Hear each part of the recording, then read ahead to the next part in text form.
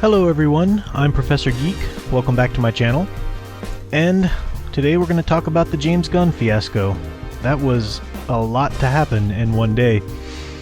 If you're like me and you just logged into YouTube, you can tell that a million people have already made videos on this.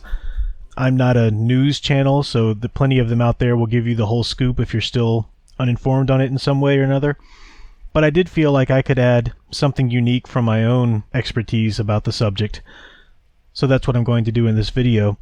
But first I want to say that I haven't looked at every single one of the tweets, so I'm not really going to be able to chime in on the debate about whether he probably really is a pedophile or whether he just has a horribly inappropriate sense of humor. That at the very least is the case. I know that much from what the tweets I have seen. I also don't blame Disney for pulling him from Guardians of the Galaxy Volume 3. Even if it is just a twisted sense of humor, what else could Disney do? They have always had an image that they've tried to maintain. It was a head-scratcher as it was having James Gunn make movies for them, but it proved to be lucrative, and Kevin Feige has that bit of free reign and creative freedom with the MCU corner of the Disney product. But now all of this came to light, and yeah, what else could they do? So they handled it definitively and quickly, which was good for business. I want to use this James Gunn occurrence specifically as an example for a greater problem that I see with creators on social media, filmmakers, comic book writers and artists or whatever, anybody who becomes well known for their product, their art especially, that they're putting out in the world. They make a Twitter account. Fans seek them out because of their art. And then fans quickly find that their art, or the many things out there pertaining to their art, are not the sole subject matter for their Twitter account. They are going to talk about politics, and they are going to talk about this or that bill and this or that issue and all of these things. Or they're going to show forth some crass sense of humor or something if that's the case. This betrays a profound misuse and misunderstanding of the nature of Twitter and social media in general. Their defense when these things are brought up and how they're alienating fans and actually hurting their sales in some places, they will say things like, this is my personal Twitter account and I can post what I want. I'm more than just a filmmaker or more than just a comic book writer, and I have opinions and I'm going to post them, and this is my account. This is all of me on display here. That is just some serious dumbassery right there. If you are trying to sell a product, especially trying to sell your art, then your name is associated with that art. Unless you're going under a pseudonym, your name is part of the product then. You no longer have the freedom to make that division between the art and the artist. I know people talk about that a lot, and some people make that distinction in their own patronage and response, but that's not the norm. And the artists don't have that freedom to expect that people will make that distinction anymore. This is just good marketing 101. Twitter, and we're going to use Twitter as the example here because it's probably the most used or most potent of the social media platforms, but it goes for Facebook, Instagram, and whatever. Twitter is an incredibly powerful tool, an incredibly powerful marketing tool, and it can energize your franchise and your work and your marketability, or it can completely consume you. You see this with the people who tweet all of the time throughout the day. Basically, these people are taking a microphone with them throughout their entire day, and that microphone goes out to the entire world. So every loose thought, every statement they might make, but then regret a moment later, all of these things throughout the day, they are broadcasted for the entire world to associate with them, and these things never go away. As James Gunn found out today, you can't delete these things. They are there forever on the internet once they're out there, and they are forever associated with your name. In the writing world, and this is something I teach in my classes, this is called ethos. And people usually learn about ethos in conjunction with pathos and logos. These are terms that Aristotle made famous. They're usually applied in classes on composition and rhetoric, but they have much more of a far-reaching application. Ethos in particular is usually taught on the surface level anyway as your credibility. If you are writing something or trying to speak and argue for something, then you want to be seen as credible. You want to be seen as trustworthy, that you're not going to try to pull the wool over anyone's eyes about it, and that you know your topic. You are someone who studied it or researched it. You're qualified to be speaking on the matter. And that's certainly relevant to Twitter and the many subjects that a lot of these creators try to pontificate on. But we can even break that open and apply it into a wider range, where ethos is how your audience perceives you. And this is where it comes in to help or hurt your career. This is why Dan Slott closed out his Twitter account.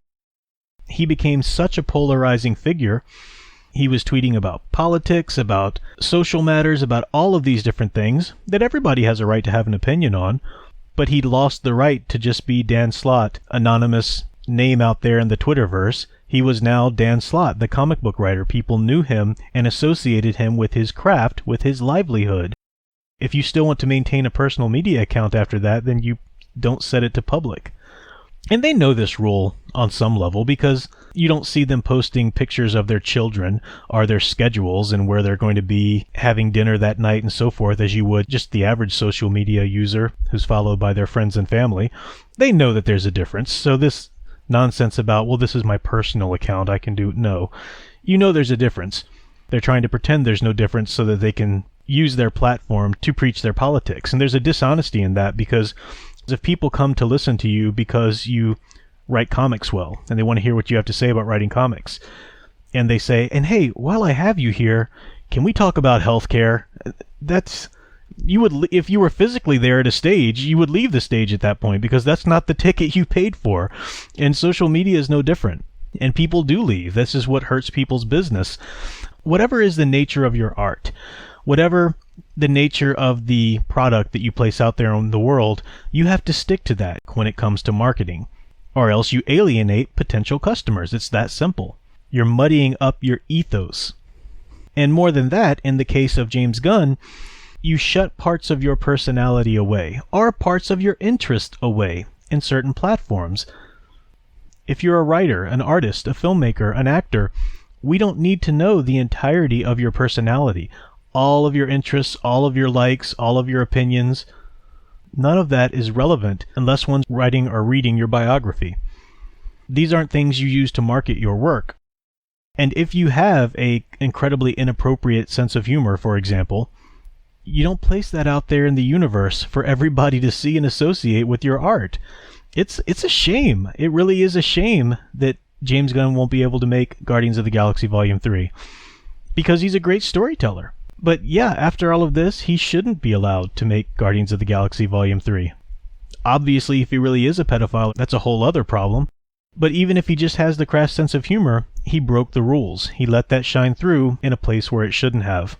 He muddied up his ethos.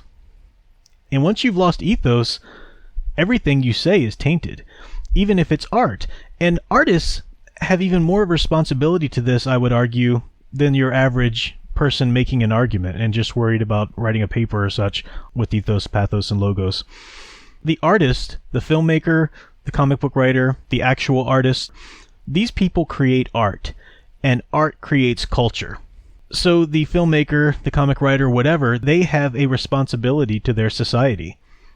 This postmodernist idea of whatever, it's just a story, it doesn't mean anything, I can do whatever I want to, nothing means nothing, sounds all sexy and cool when you're 20 years old and a hipster or whatever, but that doesn't get you anywhere in the world.